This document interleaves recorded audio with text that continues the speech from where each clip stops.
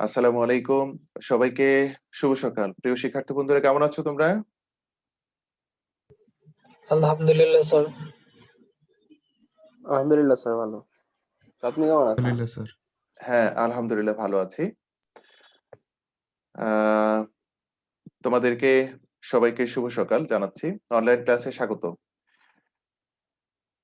আচ্ছা, আমাদের গতকাল থেকে আমরা রিভিশন ক্লাস শুরু করেছি।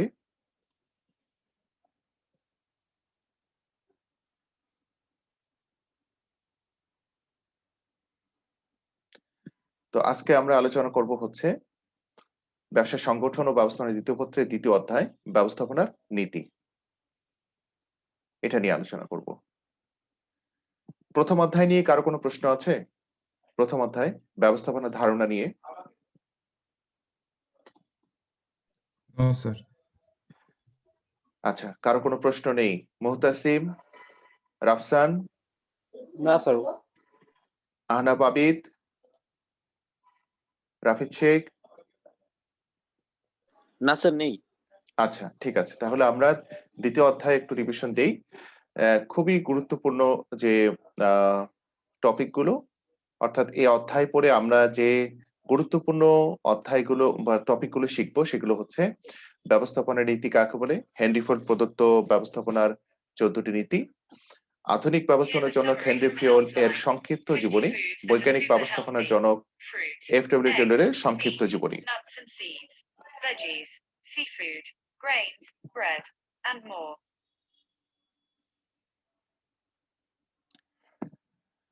এরপর হচ্ছে পর্ব ৩ এ আমরা আলোচনা করেছি একজন আদর্শ ব্যবস্থাপকের কি দক্ষতা থাকা প্রয়োজন, আদর্শ ব্যবস্থাপকের গুণাবলী, সংগঠন ব্যবস্থাপনা প্রশাসনের মধ্যে সম্পর্ক।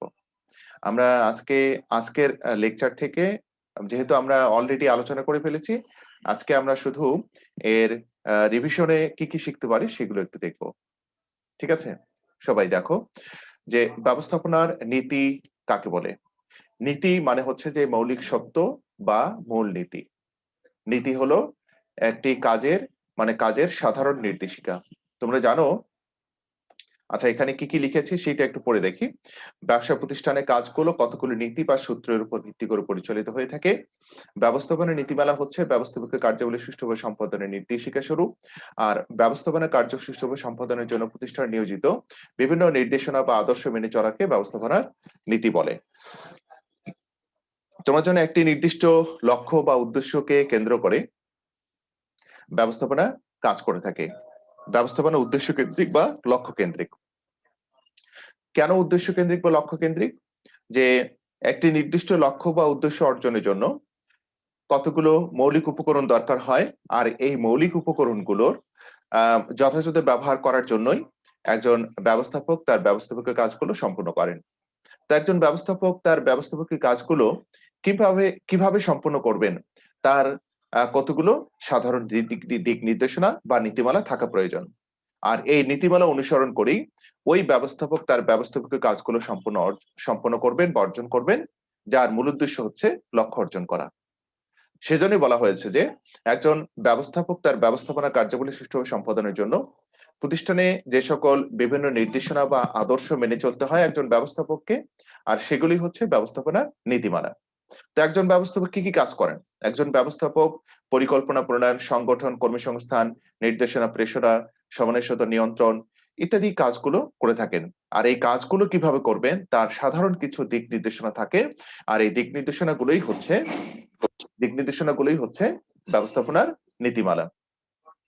তো হেনরি ফিওল বলেছেন, আধুনিক ব্যবস্থাপনার জনক হেনরি ফিওল, তিনি বলেছেন যে একজন ব্যবস্থাপককে লক্ষ্য অর্জনে 7টি মৌলিক কাজ করতে হয়। মানে ওনার ভাষায় হচ্ছে সংজ্ঞার মধ্যে আমরা 5টি কাজ খুঁজে পাই, কিন্তু আসলে মৌলিক কাজ হচ্ছে 7টি।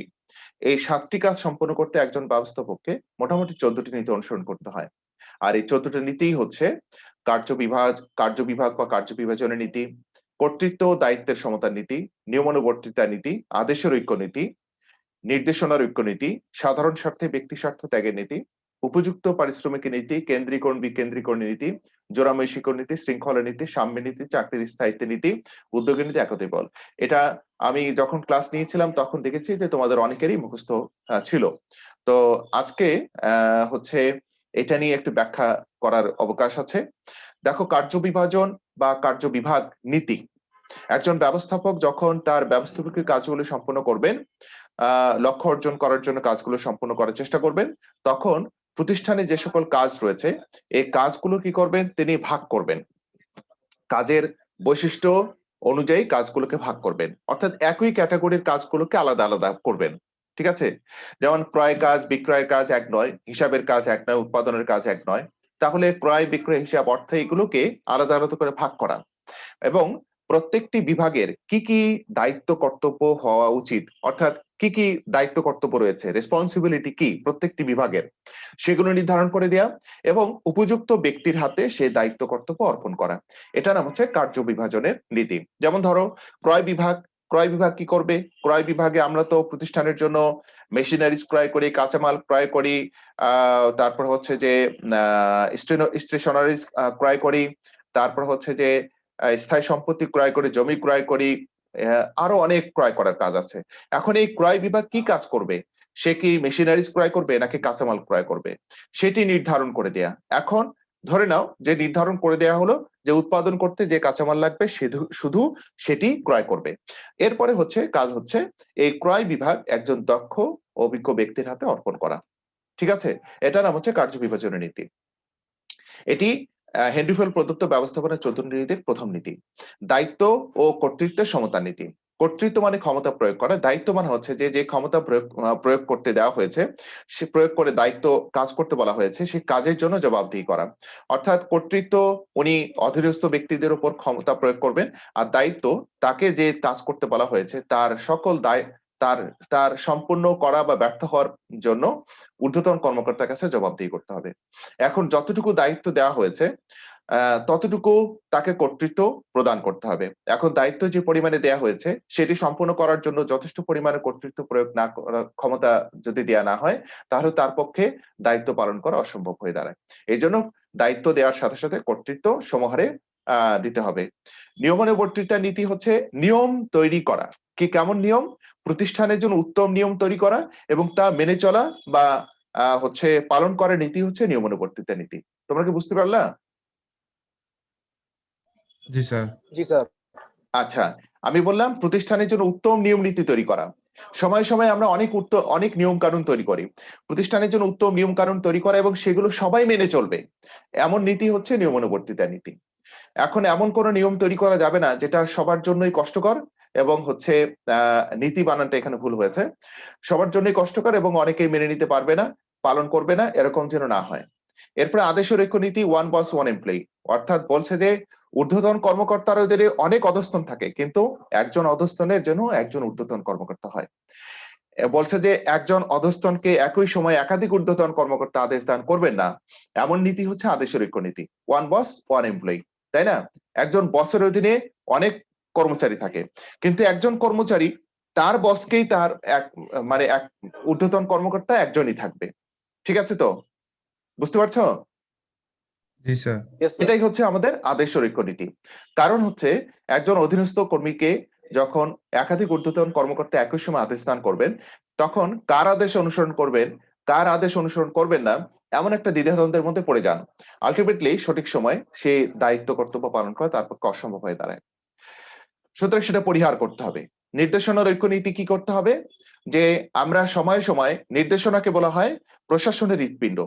তো আমরা প্রশাসনকে গতিশীল রাখার জন্য, প্রশাসনকে সচল রাখার জন্য প্রশাসনের হচ্ছে হৃৎপিণ্ডটাকে সচল রাখতে হবে। ঠিক আছে? তো এই নির্দেশনা কি করে? ঊর্ধ্বতন কর্মকর্তারা অধস্তনদেরকে নির্দেশনা দিয়ে থাকে। অধস্তনদেরকে দিয়ে যেহেতু কাজ আদায় করতে হবে, কাজ করতে করতে ওরা বিভিন্ন সমস্যার সম্মুখীন হন, বিভিন্ন কাজ করেন, কার কি দায়িত্ব কর্তব্য এবং কে কতটুকু কাজ করছে না করছে, ভুলভ্রান্তি হলো কিনা ইত্যাদি বিষয়গুলোর সমাধানের জন্য প্রতিটা সময় সারাক্ষণ নির্দেশনা দিতে হয়। ঠিক আছে? তো এই আমরা পূর্বে যে নির্দেশনা দিয়েছিলাম, সেই পূর্বে যে নির্দেশনা দেওয়া হলো তার নির্দেশনার সাথে পরবর্তী নির্দেশনা সামঞ্জস্য বজায় রেখে প্রদান করার নীতি হচ্ছে নির্দেশনা নীতি। অর্থাৎ পূর্বে নির্দেশনার সাথে সামঞ্জস্য রেখে পরবর্তী নির্দেশনাগুলো প্রদান করার নীতি হচ্ছে নির্দেশনা নীতি। পূর্বে এক ধরনের নির্দেশনা দেয়া হলো, পরে আরেক ধরনের নির্দেশনা দেয়া হলো, শ্রমিকরা বিরক্ত হবে, যাদেরকে দিয়ে তুমি কাজ উদ্ধার করতে চাও তারা বিরক্ত হয়ে যাবে। ঠিক আছে, বুঝতে পারছো কি তোমরা? জি স্যার। রাইট, জি হ্যাঁ স্যার। হ্যাঁ। সাধারণ স্বার্থে ব্যক্তি স্বার্থ ত্যাগের নীতি।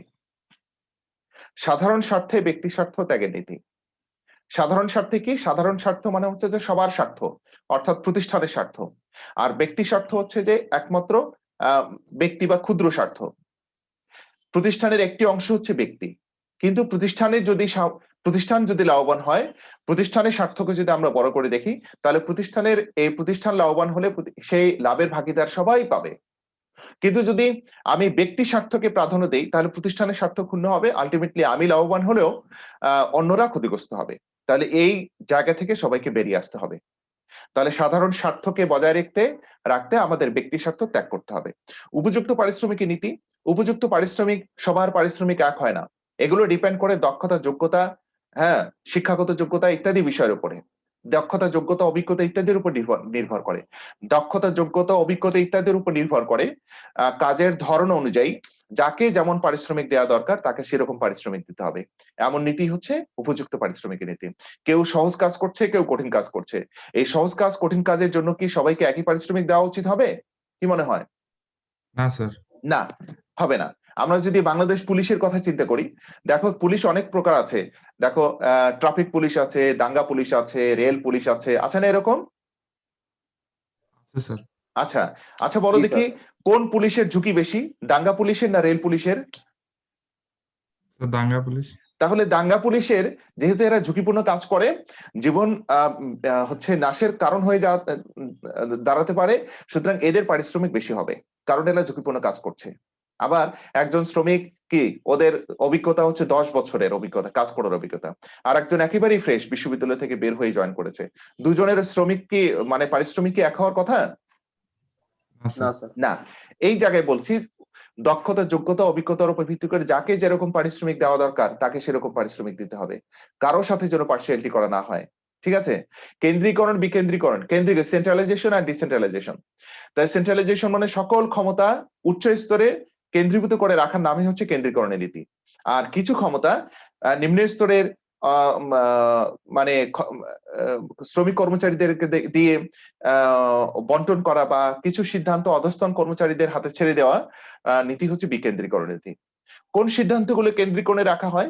সাধারণত প্রতিষ্ঠানে সবচেয়ে গুরুত্বপূর্ণ যে সকল সিদ্ধান্ত নিতে হয় সেগুলো কেন্দ্রীকরণে রেখে দিতে হয়। আর বিকেন্দ্রীকরণ যেগুলো কম গুরুত্বপূর্ণ অথচ অধস্তনদের দ্বারা ভালো সিদ্ধান্ত গ্রহণ করা সম্ভব, সেগুলো অধস্তনদের হাতে ছেড়ে দেওয়া উচিত। এগুলো নীতি হচ্ছে কেন্দ্রীকরণ, বিকেন্দ্রীকরণ নীতি, বরাবরই এসে থাকে। জোড়াময় শিকল নীতি কি? প্রতিষ্ঠানে উচ্চ স্তর থেকে নিম্ন স্তর প্রত্যেকটি বিভাগ, উপবিভাগ একে অপরের সাথে শিকলের ন্যায় আবদ্ধ থাকার নীতি হচ্ছে জোড়াময় শিকল নীতি। কেউ যেন একে অপরকে ঘোড়া ডিঙ্গিয়ে ঘাস খাওয়ার চেষ্টা না করে, একে অপরকে অবজ্ঞা যেন না করে, তারা যেন দল ছাড়া না হয়ে যায়, হ্যাঁ, কেউ যেন নিজের মতো করে কাজ না চালিয়ে যায়, একে অপরের সাথে আবদ্ধ হয়ে কাজ করতে হবে। যেমন ক্রয় বিভাগ, বিক্রয় বিভাগ, হিসাব বিভাগ একে অপরের সাথে আবদ্ধ থাকতে হয়, কারণ উৎপাদন করতে কাঁচামাল ক্রয় করতে হবে, সুতরাং ক্রয় বিভাগের উপর নির্ভরশীল হতে হবে। আবার উৎপাদিত পণ্য বিক্রয় হলেই তুমি উৎপাদন করবে, সুতরাং বিক্রয় হচ্ছে না কিন্তু উৎপাদন তুমি চালিয়ে যাচ্ছ, এটাও প্রতিষ্ঠানের জন্য খারাপ। এই জন্য একে অপরের সাথে এই জোড়াময় শিকলের মতো আবদ্ধ থাকতে হবে। এরপরে শৃঙ্খলা নীতি সবচেয়ে গুরুত্বপূর্ণ। উপযুক্ত ব্যক্তিকে, উপযুক্ত বস্তুকে, হ্যাঁ, উপযুক্ত স্থানে স্থাপন করার নীতি হচ্ছে শৃঙ্খলা নীতি। যে বস্তু যেখানে, যে ব্যক্তিকে যেখানে স্থাপন করার কথা তাকে সেই স্থানে স্থাপন করতে হবে, এমন নীতি হচ্ছে শৃঙ্খলা নীতি। সাম্যের নীতি কি? যে প্রতিষ্ঠানে সবাইকে সমান চোখে দেখতে হবে, সবাইকে সমান সুযোগ সুবিধা প্রদান করতে হবে, এমন নীতি হচ্ছে সাম্যের নীতি। ক্লিয়ার করতে পেরেছি তোমাকে? জি স্যার। বুঝেছো?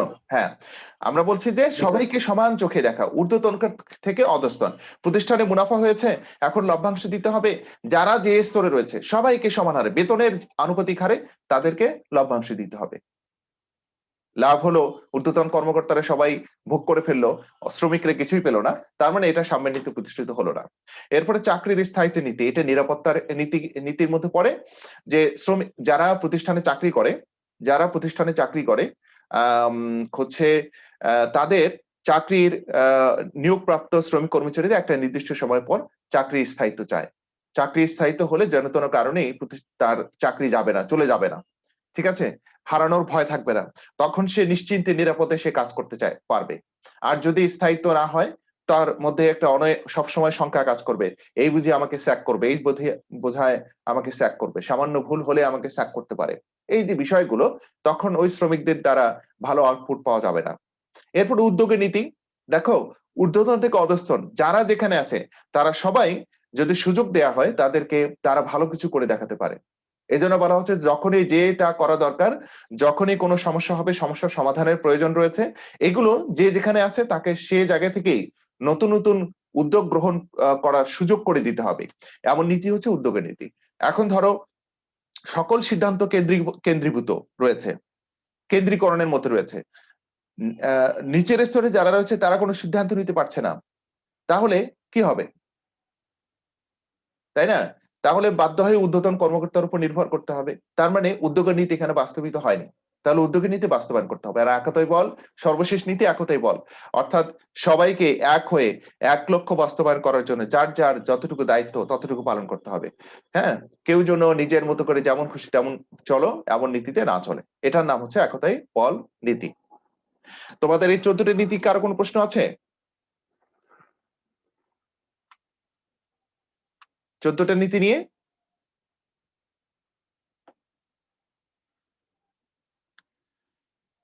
স্যার কেন্দ্রীকরণ আর বিকেন্দ্রীকরণটা স্যার একবার একটু বুঝিয়ে দেন।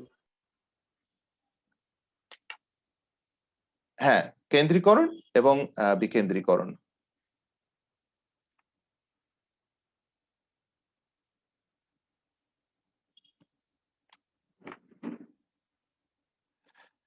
কেন্দ্রীকরণ মানে হচ্ছে যে প্রতিষ্ঠানের সকল ক্ষমতা, সিদ্ধান্ত গ্রহণের ক্ষমতা প্রতিষ্ঠানের উচ্চ স্তরে সংরক্ষণ করে রাখার নীতি হচ্ছে, উচ্চ স্তরে সংরক্ষণ করার নীতি হচ্ছে কেন্দ্রীকরণের নীতি। আর বিকেন্দ্রীকরণের নীতি কি? সকল ক্ষমতা উচ্চ স্তরে কেন্দ্রীভূত না রেখে কিছু ক্ষমতা অধস্তরের হাতে ছেড়ে দেওয়ার নীতি হচ্ছে বিকেন্দ্রীকরণের নীতি। বুঝতে পারছো? জি স্যার, বুঝেছি। আচ্ছা, এবার আসো আমরা এই উদ্দীপকটা পড়ার সুযোগ হবে। আচ্ছা, আমরা শেষে দেখি যদি সুযোগ পাই। এরপরে হচ্ছে আমরা আরেকটা দেখি, দ্বিতীয়টা দেখি।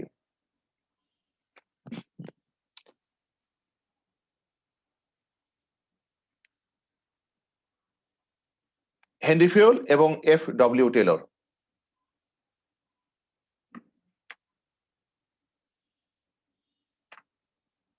সবগুলো ফন্ট চেঞ্জ হয়ে আছে।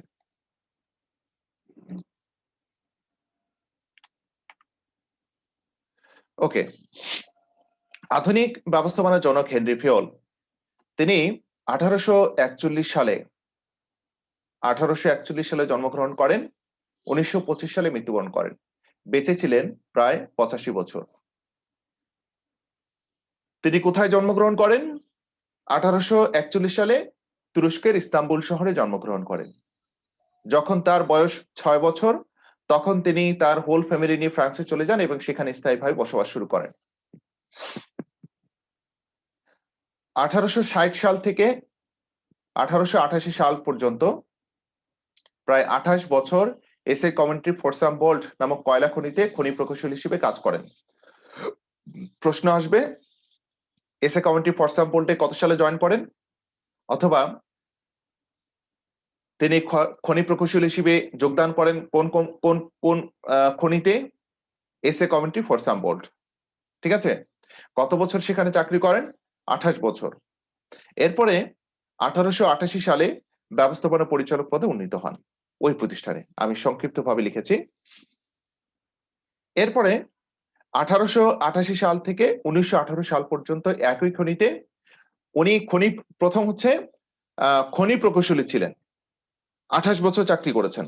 এরপরে 1888 সাল থেকে 1918 সাল, ঠিক আছে, অর্থাৎ জি স্যার। এখানে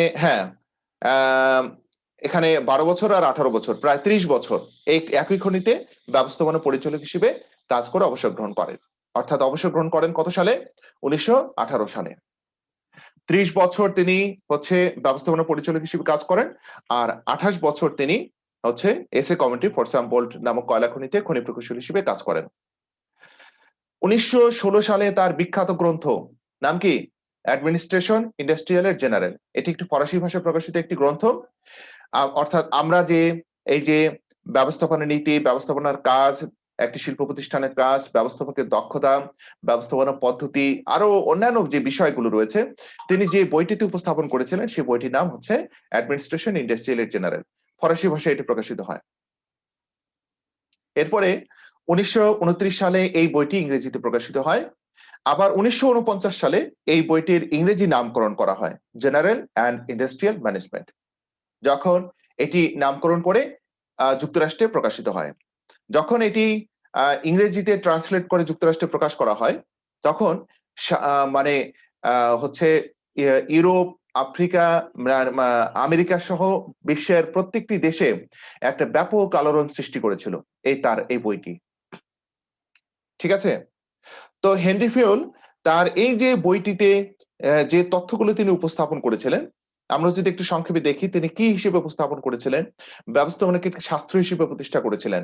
শাস্ত্র জ্ঞানের একটি পৃথক শাখা, যেখানে একজন ব্যক্তি এই বইটি অধ্যয়ন করে বা পড়াশোনা করে তার জ্ঞানকে সমৃদ্ধ করতে পারেন। এখানে জানবেন একজন ব্যবস্থাপকের কাজকে, একজন ব্যবস্থাপকের কি গুণাবলী থাকা দরকার, একজন ব্যবস্থাপকের কি কি দক্ষতা থাকা দরকার, ব্যবস্থাপকের নীতিগুলো কি কি, শিল্প প্রতিষ্ঠানের কাজ কি, কয়টি উপকরণ রয়েছে ইত্যাদি বিষয়গুলো একজন ব্যক্তি জানার ব্যাপক সুযোগ রয়েছে। ঠিক আছে? আর এজন্যই তিনি এই বইটিকে স্কুল, কলেজ, বিশ্ববিদ্যালয় সব জায়গায় তিনি এটি হচ্ছে সিলেবাসভুক্ত করার পরামর্শ দিয়েছিলেন। এরপর হচ্ছে ব্যবস্থাপনাকে সার্বজনীন হিসেবে উপস্থাপন। সার্বজনীন মানে হচ্ছে সবার কাছে গ্রহণযোগ্য। পরিবার, সমাজ, রাষ্ট্র, এমনকি আন্তর্জাতিক যতগুলো প্রতিষ্ঠান রয়েছে সব প্রতিষ্ঠানে এই ব্যবস্থাপনার নীতি, পদ্ধতি, প্রক্রিয়া ইত্যাদি ব্যবহার করার ব্যবহার করা বাধ্যতামূলক, বা এটার ব্যবহার করে প্রতিষ্ঠানের সফলতা অর্জন করা সম্ভব হয়। এই জন্য ব্যবস্থাপনাকে সার্বজনীন হিসেবে উপস্থাপন করেছিলেন। এই ব্যবস্থাপনা সার্বজনীন যীশু খ্রিস্টের জন্মের প্রায় 400 বছর পূর্বে, অর্থাৎ আজ থেকে প্রায় 2500 বছর পূর্বে কি সক্রেটিস তিনি বলেছিলেন ব্যবস্থাপনা সার্বজনীন। এরপরে 1916 সালে এসে তিনি যখন এই হেনরি ফিওল তিনি তার বইটি লিখেছেন, সেখানেও তিনি এটাকে জোর উপস্থাপন করেছিলেন এবং সেটাকে প্রতিষ্ঠা করে গিয়েছেন। এরপর হচ্ছে বলছে যে শিল্প প্রতিষ্ঠানে 6 ধরনের কাজ হয়ে থাকে। কারিগরি, বাণিজ্যিক, অর্থ, নিরাপত্তা, হিসাব রক্ষণ, ব্যবস্থাপনা, এই 6টি কাজ হয়ে থাকে আমাদের কোথায়? একটি শিল্প প্রতিষ্ঠান অর্থাৎ উৎপাদন ধর্মী প্রতিষ্ঠানে। এরপরে বলছেন উনি তার সংজ্ঞার মধ্যে লিখেছিলেন, to manage is to forecast and plan, to organise, to command, to coordinate and to control. অর্থাৎ 5টি কাজের কথা তিনি তার এই সংজ্ঞার মধ্যে বলেছিলেন, তার বইটিতে উপস্থাপন করা হয়েছে। অর্থাৎ বাংলা হচ্ছে পরিকল্পনা, সংগঠন, আদেশ দান, সমন্বয় ও নিয়ন্ত্রণ। এই 5টি কাজের কথা তিনি বলেছিলেন। একজন ব্যবস্থাপক এই 5টি কাজ যে করবে, সেই কাজ করার জন্য সঠিক গাইডলাইন বা নীতি নির্দেশনা থাকা দরকার। তিনি সেটা উপস্থাপন করেছেন। কয়টি নীতির কথা বলেছেন বলতে দেখি? কয়টি নীতি? 14টি নীতি। এরপরে ব্যবস্থাপকদের গুণ এবং যোগ্যতা কি হওয়া উচিত সেটাও তিনি সেখানে উপস্থাপন করেছেন। এরপরে F.W. টেলর, ফ্রেডারিক উইনস্লো টেলর, উনি বেঁচে ছিলেন 60 বছর, 60 ইয়ার্স।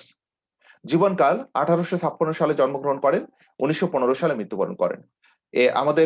আমাদের হচ্ছে হেনরি ফিওল হচ্ছে বেঁচে ছিলেন 85 বছর, আর ফ্রেডারিক উইনস্লো টেলর উনি বেঁচে ছিলেন প্রায় 60 বছর। তাকে বৈজ্ঞানিক ব্যবস্থাপনার জনক বলা হয়, ফাদার অফ সায়েন্টিফিক ম্যানেজমেন্ট। উনি কার্যভিত্তিক ব্যবস্থাপনার জনক, আর হেনরি ফিওল হচ্ছে কার্যভিত্তিক ব্যবস্থাপনার জনক, আর F.W. টেলর হচ্ছে কার্যভিত্তিক সংগঠনের প্রবক্তা, কার্যভিত্তিক সংগঠনের জনক বা প্রবক্তা। বুঝতে পারছো কি দুইটা জায়গায়? একটা হচ্ছে কার্যভিত্তিক ব্যবস্থাপনা, আর একটা হচ্ছে কার্যভিত্তিক সংগঠন। তোমরা কি বুঝতে পারছো? নাম মুখস্থ রাখতে হবে। কার্যভিত্তিক ব্যবস্থাপনা, কার্যভিত্তিক সংগঠন। কার্যভিত্তিক ব্যবস্থাপনার জনক হেনরি ফিওল, আর কার্যভিত্তিক সংগঠনের জনক হচ্ছে F.W. টেলর। 1856 সালে মার্কিন যুক্তরাষ্ট্রের ফিলাডেলফিয়া শহরে এক নিম্ন মধ্যবিত্ত পরিবারে তার জন্ম। আমি সংক্ষিপ্ত আকারে বেসিক তথ্যগুলো উপস্থাপন করে রেখেছিলাম, তোমরা জানো। তার ইচ্ছা ছিল যে হার্ভার্ড বিশ্ববিদ্যালয়ে পড়বে, আইনজীবী হবে, কিন্তু বাদশাদে হচ্ছে তার চোখের সমস্যা, সে কারণে আর হার্ভার্ড বিশ্ববিদ্যালয়ে আইনজীবী হওয়ার স্বপ্ন বাস্তবায়িত হয়নি। এরপরে 1875 সালে একটি ট্রেনিং ইনস্টিটিউটে প্যাটার্ন প্রস্তুতকারী মেকানিক হিসেবে যোগদান করেন। ট্রেনিং ইনস্টিটিউটে 1875 সালে তার ঠিক সেখানে ট্রেনিং যখন নিলেন, তারপরে তার 3 বছর পরে অর্থাৎ 1878 সালে যুক্তরাষ্ট্রের ফিলাডেলফিয়া শহরে হচ্ছে যেখানে সে জন্মগ্রহণ করেছে, সেখানে একটা মিডভেল স্টিল কোম্পানি রয়েছে, সেখানে মেকানিক হিসেবে যোগদান করে। 1884 সালে তার তো কর্মদক্ষতা বুদ্ধিমত্তার কারণে কোম্পানির কার্যনির্বাহী পদে পদোন্নতি লাভ করে। 1890 সালে তিনি ওই কোম্পানি থেকে অবসর গ্রহণ করেন এবং 1900 সাল পর্যন্ত তিনি ওই প্রতিষ্ঠানে পরামর্শক হিসেবে কাজ করেন। দেখো 90 সাল অবসর গ্রহণ করে, এরপরে পরামর্শক হিসেবে কাজ করে আরো 10 বছর। এরপরে তার ঠিক 11 বছর পর অর্থাৎ 1911 সালে তিনি the principles of scientific management বইটি প্রকাশ করেন। যে প্রিন্সিপালস অফ সায়েন্টিফিক বইটিতে তিনি উপস্থাপন করেছিলেন যে বৈজ্ঞানিক ব্যবস্থাপনা কয়টি নীতি এবং কি কি, এই 4টি নীতি মুখস্থ রাখতে হবে। তোমাদের কি কার কার মুখস্থ আছে বলো তো 4টা নীতি? কার মুখস্থ আছে? No sir. আকিব মুখস্থ আছে? জিয়াদ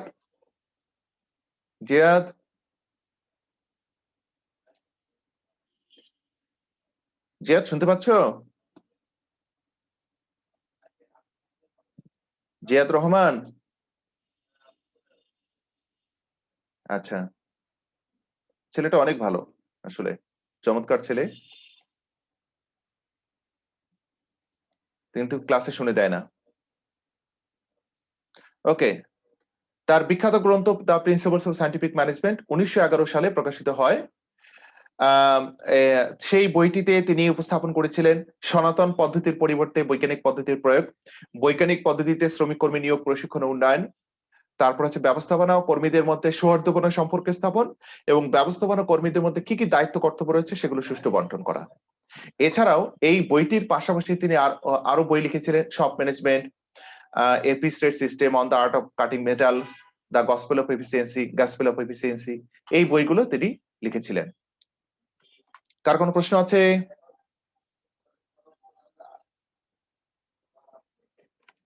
স্যার হেনরি ফেল তো মৌলিক কাজকে 5টা বলেছেন না স্যার? কে? মৌলিক কাজ। হ্যাঁ, হেনরি ফেল। পাঁচটি কাজের কথা তার সংজ্ঞার মধ্যে উপস্থাপন করেছেন। এরপরে তো উনি একমাত্র ব্যবস্থাপক তো নয়, জিআর টেডি ফ্রাঙ্কলিন, তারপর হচ্ছে যে লুথার গুলিক, এরকম আরো অনেকেই সংজ্ঞা দিয়ে মানে ব্যবস্থাপনার কাজকে সে বলেছেন। তো সেখান থেকে অনেকগুলো কাজ পাওয়া গিয়েছে, প্রায় 10টা 12টা 14টার মতো কাজ করে একজন ব্যবস্থাপক। এর মধ্যে থেকে মৌলিক যে কাজগুলো সেই কাজগুলো তিনি 7টি ভাগে ভাগ করা হয়েছে। ঠিক আছে, 7টি কাজ উপস্থাপন করা হয়েছে। আচ্ছা, কারো যদি না থাকে, এখন হচ্ছে আমরা তৃতীয় প্যারায় যেতে চাই, তৃতীয় পর্বে। এখানে একজন আদর্শ ব্যবস্থাপকের দক্ষতার কথা বলা হয়েছে। দক্ষতা বলতে কি বোঝায় এবং আদর্শ ব্যবস্থাপক কারা? যিনি, আমরা জানি যে একটি নির্দিষ্ট লক্ষ্যকে কেন্দ্র করে আমরা আমাদের মৌলিক উপকরণগুলো সংগ্রহ করি, তাই না? মৌলিক উপকরণগুলো সংগ্রহ করি, আর এই মৌলিক উপকরণগুলো যথাযথ ব্যবহার করতে পারলেই প্রতিষ্ঠানে সফলতা অর্জন করা সম্ভব। তো এই মৌলিক উপকরণগুলো আমরা ইনপুট হিসেবে ব্যবহার করি, আর এগুলোকে একজন ব্যবস্থাপক যিনি অত্যন্ত দক্ষতার সহিত অল্প খরচে লক্ষ্য অর্জন করতে পারবেন এগুলো ব্যবহার করে, তিনি একজন আদর্শ ব্যবস্থাপক। সেজন্য লিখেছি, যিনি নির্দিষ্ট লক্ষ্য বা উদ্দেশ্য অর্জনে প্রয়োজনীয় মানবীয় ও অমানবীয় উপাদানগুলোকে সর্বোত্তম ব্যবহারের জন্য ব্যবস্থাপকের কাজগুলো সঠিকভাবে সম্পন্ন করতে পারবেন, তিনি আদর্শ ব্যবস্থাপক। আর সঠিক সময়ে সঠিকভাবে কম খরচে প্রয়োজনীয় কাজ করতে পারাই হলো দক্ষতা। সুতরাং ব্যবস্থাপকের দক্ষতা বলতে একজন ব্যবস্থাপকের ব্যবস্থাপনা সংশ্লিষ্ট কাজগুলো সঠিকভাবে সঠিক সময় যোগ্যতার সঙ্গে এবং স্বল্প সময় সম্পাদন করা সামর্থ্যকে বোঝায়। ব্যবস্থাপকরা যে কাজগুলো করবেন সেই কাজগুলো যেন সঠিক সময়, যখন যে কাজ যেখানে করতে হয় সেই কাজ সেখানেই করতে হবে এবং সঠিক সময় সঠিকভাবে করতে হবে। যিনি করতে পারবেন তিনি একজন আদর্শ বা দক্ষ ব্যবস্থাপক। বুঝতে পারছো? তো একজন আদর্শ ব্যবস্থাপকের আমরা বইয়ের মধ্যে দেখেছি 4টা দক্ষতা থাকা দরকার, অর্থাৎ একজন আদর্শ ব্যবস্থাপকের দক্ষতা কি কি দক্ষতা থাকা প্রয়োজন সেগুলো। দেখেছি কারিগরি দক্ষতা অর্থাৎ টেকনিক্যাল স্কিল, একটি নির্দিষ্ট কাজ সম্পাদনে যে বিশেষ পদ্ধতি, কলাকৌশল বা যন্ত্রপাতি ব্যবহৃত হয় তা সঠিকভাবে করতে পারাই হলো কারিগরি দক্ষতা। কারণ হচ্ছে যে একজন ব্যবস্থাপককে হচ্ছে প্রতিষ্ঠানের যে সকল মেশিনারিজ ব্যবহার করতে হয় সেগুলো পরিচালনা করার ক্ষমতা, তারপর হচ্ছে যে কোন পদ্ধতিতে করা হবে সেগুলো জানা, কি কি কৌশল অবলম্বন করা হচ্ছে সেগুলো দেখা বা সেগুলো অনুযায়ী কাজ করতে পারাই হচ্ছে আমাদের কারিগরি দক্ষতা, টেকনিক্যাল স্কিল। যেমন কম্পিউটার চালানো, হিসাব সংরক্ষণ, উদ্ধৃতপত্র তৈরি ইত্যাদি কারিগরি দক্ষতা। একজন ব্যবস্থাপককে কি করতে হয়? কম্পিউটার চালানো অবশ্যই থাকতে হবে। এখন কোন প্রতিষ্ঠানে কম্পিউটার জ্ঞান নেই এমন কোনো ব্যক্তিকে নিয়োগ দেওয়া হয় না, ঠিক আছে? নিম্ন পর্যায়ের ব্যবস্থাপকদের এই দক্ষতা বেশি প্রয়োজন হয়, কারণ হচ্ছে এরা সরাসরি শ্রমিক কর্মচারীদের সাথে থাকে এবং শ্রমিক কর্মচারীরা মেশিন ব্যবহার করে কাজ উদ্ধার করে থাকে। তো মেশিনও পরিচালনা করতে বিভিন্ন সমস্যার সম্মুখীন হয়, কিভাবে মেশিন পরিচালনা করতে হয় ওদেরকেই দেখাতে হয়। এজন্য নিম্ন স্তরের ব্যবস্থাপকদের এই ধরনের দক্ষতা বেশি থাকা প্রয়োজন এবং মানবীয় দক্ষতাও এদের বেশি থাকা প্রয়োজন। তারপর হচ্ছে মানবীয় বা আন্তর্জাতিক দক্ষতা, মানে মানুষের সাথে মিশতে পারে এবং মানুষকে উদ্বুদ্ধ উৎসাহিত করার কাজ আদায় করতে পারাই হলো মানবীয় বা আন্তর্জাতিক দক্ষতা। কারণ হচ্ছে যে শ্রমিকদের সাথে সরাসরি যারা যুক্ত থাকে, মিশে চলাফেরা করে তাদেরকে ওদেরকে বুঝে শুনে তাদেরকে সাথে আচরণ করতে হয়, তাদের সাথে মিশতে হয়, এভাবে তাদেরকে দিয়ে কৌশলে কাজ উদ্ধার করতে হয়। এই জন্য বলা হচ্ছে যে ম্যানেজ প্লাস মেন প্লাস টি, ট্যাক্টফুলি মেনদেরকে ম্যানেজ করা। তো মেন এই ওয়ার্কারদের সাথে যিনি থাকেন তিনি ট্যাক্টফুলি এদেরকে ম্যানেজ করবেন। তো যারা নিম্ন স্তরে যারা থাকবে, যাদের আন্ডারে যত বেশি লোক থাকবে তাদেরকে এই মানবীয় বা আন্তর্জাতিক দক্ষতা বেশি জ্ঞান সম্পন্ন হতে হবে। এরপরে ধারণাগত বা কল্পনা সংক্রান্ত দক্ষতা কি? ভবিষ্যৎকে বুঝতে পারা, ভবিষ্যতে কি হবে, পরিবেশ পরিস্থিতি কেমন থাকবে, আমরা পরিকল্পনা বাস্তবায়ন করতে পারবো কিনা, এর ফলাফল কেমন হবে, ইতিবাচক না নেতিবাচক ইত্যাদি বিষয়গুলো হচ্ছে আগে থেকেই বুঝতে পারা নীতি হচ্ছে দক্ষতা হচ্ছে ধারণাগত বা কল্পনা সংক্রান্ত। তো ভবিষ্যৎ রিড করে লক্ষ্য উদ্দেশ্য নির্ধারণ করে থাকে আমাদের টপ লেভেলে যারা থাকে তারা। এজন্য বলা হচ্ছে যে উচ্চ স্তরের ব্যবস্থাপক যারা রয়েছে তাদের এই দক্ষতা বেশি থাকা প্রয়োজন। আর সমস্যা অনুধাবনের দক্ষতা কি? কোন সমস্যা এবং এর প্রকৃতি দ্রুত বুঝতে পারার সামর্থ্যকে সমস্যা অনুধাবনের দক্ষতা বলে। কারণ হচ্ছে কি যে হচ্ছে যখন আমরা সমস্যায় পড়ি তখন কি নিচের স্তরের শ্রমিকদের কাছে যাই নাকি উপরের স্তরের কর্মকর্তার কাছে যাই? উপরের স্তরে। তাই উপরের স্তরে যারা থাকবে তাদের এই দক্ষতা বেশি প্রয়োজন হয়। ক্লিয়ার? তাহলে একজন আদর্শ ব্যবস্থাপকের সবচেয়ে বেশি গুরুত্বপূর্ণ গুণ হচ্ছে প্রজ্ঞা বা দূরদর্শিতা, এটা আমরা জানি। এই গুণগুলো অবশ্যই তোমাদেরকে জানতে হবে। সংগঠন প্রশাসন ব্যবস্থাপনা নিয়ে অবশ্যই আমাদের কোনো প্রশ্ন আছে কি? বলো তো, কোন প্রশ্ন আছে? No sir. তোমরা জানো যে উচ্চ স্তর হচ্ছে প্রশাসনিক স্তর আর মধ্যস্থ নিম্ন স্তর হচ্ছে কি? ব্যবস্থাপনা স্তর। কারণ হচ্ছে যে ব্যবস্থাপনা স্তর ওই স্তরকে বোঝায় যে স্তরে ব্যবস্থাপকের কাজগুলো সম্পন্ন হয়। তো ব্যবস্থাপকের কাজগুলো কি? পরিকল্পনা, সংগঠন, কর্মসংস্থান, নির্দেশনা, প্রেষণা, সমন্বয়, নিয়ন্ত্রণ, এই কাজগুলো হয়ে থাকে। আর উচ্চ স্তরের ব্যবস্থাপকরা এই কাজগুলো করে না। তারা কি করে? তারা করে দীর্ঘমেয়াদী পরিকল্পনা প্রণয়ন করে, স্ট্র্যাটেজিক কৌশল নির্ধারণ করে থাকে, নীতিমালা তৈরি করে, নির্দেশনা দিয়ে থাকে। আর এগুলো হচ্ছে প্রশাসনিক কাজ, এগুলো উচ্চ স্তরের ব্যবস্থাপকরা করে থাকে, তাই এদেরকে প্রশাসক বলা হয় আর এই স্তরকে প্রশাসনিক স্তর বলা হয়। আর তাদের এই কাজগুলো হচ্ছে প্রশাসনিক কাজ। আর মৌলিক যে ব্যবস্থাপকের কাজগুলো রয়েছে এগুলো আসলে মধ্যস্থ নিম্ন স্তরের ব্যবস্থাপকরাই করে থাকে। তাই মধ্যস্তরের নিম্ন স্তরের ব্যবস্থাপকদেরকে আসলে মূল ব্যবস্থাপক বলা হয়, উচ্চ স্তরকে প্রশাসক বলা হয়।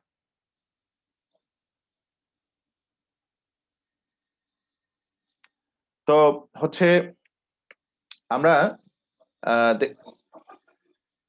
এই